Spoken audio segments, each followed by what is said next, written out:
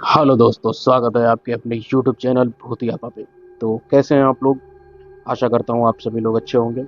तो चलिए बिना किसी देरी के हम अपनी कहानी शुरू करते हैं। ये कहानी है बिहार की राजधानी पटना की। पटना के राजेंद्र नगर में एक पुराना बंगला है जिसे लोग किला हाउस कहते हैं। एक जमाने में ये बंगला एक अंग्रेज अफसर का था, लेकिन आज यह वीरान पड़ा है। स्थानीय लोग कहते हैं इस बंगले का एक कमरा ऐसा है जिसे कभी खोला नहीं गया। कहते हैं उस कमरे में एक आत्मा कैद है और जो भी उसे छूता है वो या तो पागल हो जाता है या फिर हमेशा के लिए गायब हो जाता है। 2023 की सर्दियों में आदित्य नाम का एक शोध छात्र था। ब्रिटिश भारत के इतिहास पर रिसर्च कर रहा था। उसे किला हाउस के बारे में इंटरनेट पर एक संदिग्ध दस्तावेज मिला जिसमें लिखा था 1889 में यहाँ एक अंग्रेज महिला की आत्महत्या हुई थी। वो उसी कमरे में रहती थी जिसे अब बंद कर दिया गया है। आदित्य ने सोचा कि चलो मैं वहां जाता हूँ और जा करके पता करता हूँ कि ये क्या है। जब आदित्य ने पहली बार बंगले में कदम रखा तो चारों ओर वीरानगी थी। खिड़कियां टूटी हुई और घर के अंदर पेड़ उगे हुए थे और दीवारों पर पुराने निशान और धब्बे थे। उसने अपने कैमरे और रिकॉर्डिंग डिवाइस को ऑन किया और अंदर घुसा। तीसरी मंजिल पर एक कमरा था, बिल्कुल सील, लोहे की जंजीरों से बंद। दरवाजे पर लाल रंग से लिखा था, मत खोलो, ये नीना का कमरा है। आदित्य वहीं पास के एक कमरे में रुका था।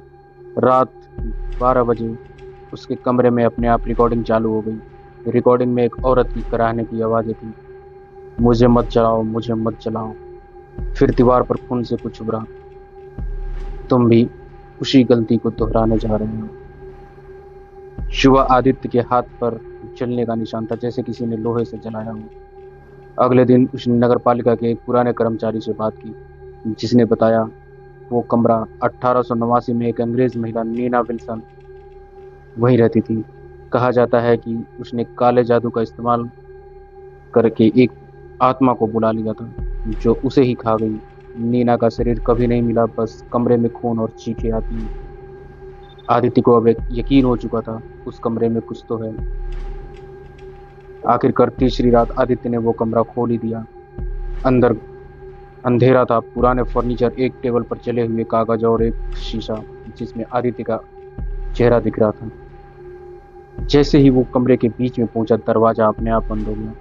शीशे से एक औरत निकली, चेहरा जला हुआ, बाल बिखरे, आंखें जलती हुई।